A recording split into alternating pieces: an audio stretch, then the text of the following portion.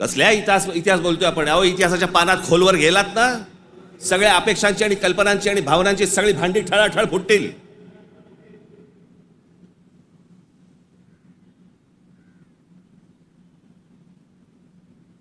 या हिंद प्रांतामध्ये एक अत्यंत कडवट, एक प्रभावी असं एक स्वप्न ज्या व्यक्तीला पडलं त्या आमच्या जिजाऊ साहेब.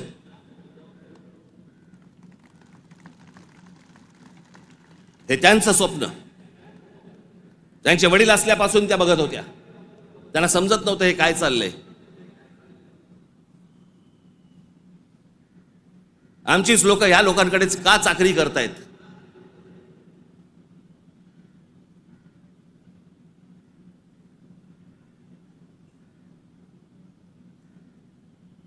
आणि छत्रपती शिवाजी महाराज म्हणजे या हिंद प्रांतावरती केलेला एक संस्कार आहे.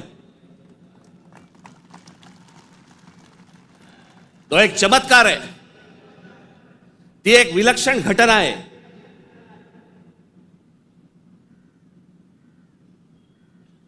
छत्रपती शिवाजी महाराज हा एक विचार आहे. तो विचार जन्माला यायच्या अगोदर या देशाची, या देश कुठचा होता? देश नव्हताच तो. या हिंद प्रांताची काय अवस्था होती, काय परिस्थिती होती?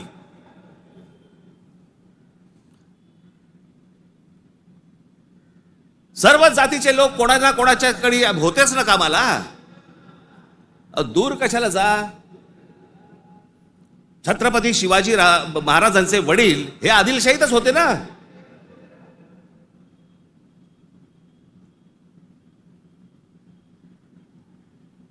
त्याच्यानंतर ते निजामशाहीत गेले ना. तो काळ वेगळा होता, ती वेळची परिस्थिती वेगळी होती. त्यांनी का तसे निर्णय घेतले?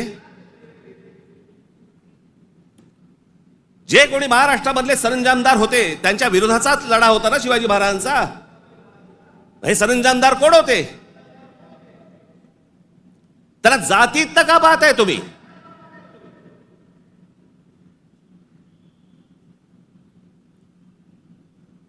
अफजल खानाचा वकील हा कोणी कुलकर्णी नावाचा होता,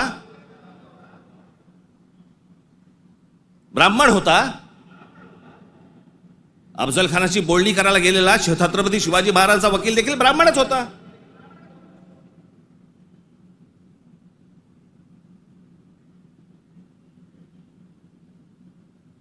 त्यावेळेला सगळीच माणसं वेगवेगळ्या लोकांकडे कामालाच होती.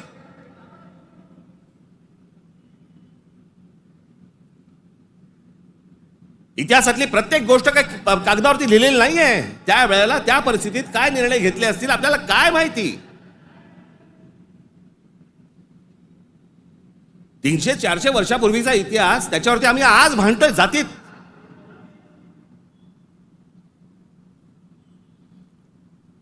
आग्र्याच्या दरबारामध्ये छत्रपती शिवाजी महाराजांच्या समोर संभाजी महाराज असताना संभाजी महाराजांनी औरंगजेबाची 5000 मनसबदारी स्वीकारलेली आहे. छत्रपती शिवाजी महाराजांच्या समोर महाराजांची होकार असल्याशिवाय होईल?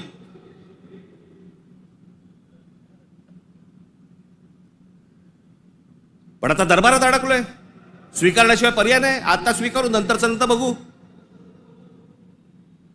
राजकारण असतं ते.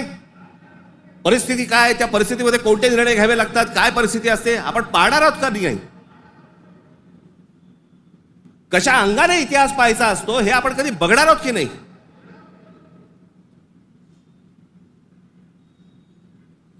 काही कशाचा कशाला माहिती नाही.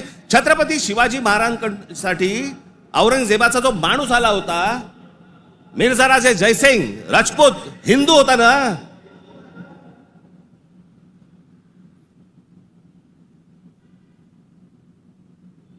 ज्या सिंहगडावरती आमच्या तानाजी मालुसरेंचा आज तिथे मृत्यू झाला, ते कोणाबरोबर लढाई झाला?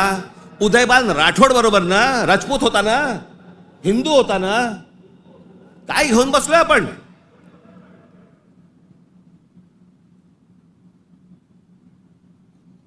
कोणत्या काळात जगतो आहोत आपण?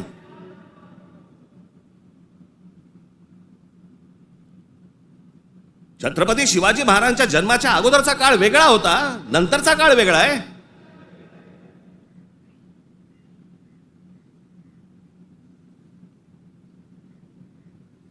मी अनेकदा माझ्या भाषणांमध्ये मी सांगितलेलं आहे, परत एकदा सांगतो, औरंगजेब विषय निघालाय म्हणून.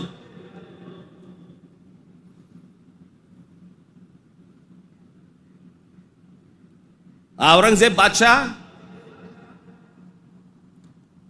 याचं राज्य कुठपासून कुठपर्यंत होतं? अफगाणिस्तान पासून दक्षिणेपर्यंत आणि इथे बंगालपर्यंत.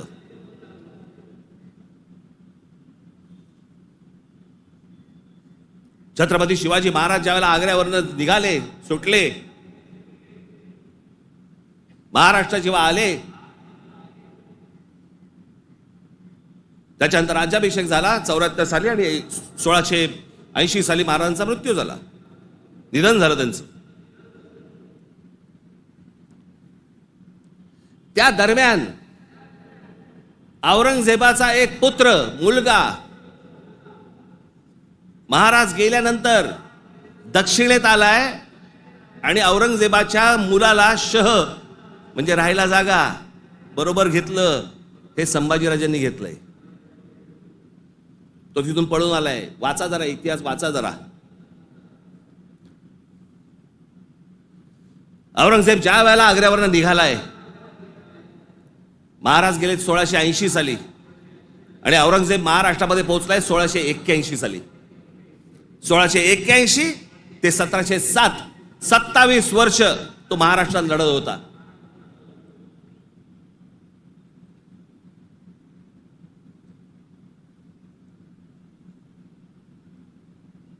आमच्या संभाजी राजांबरोबर लढला.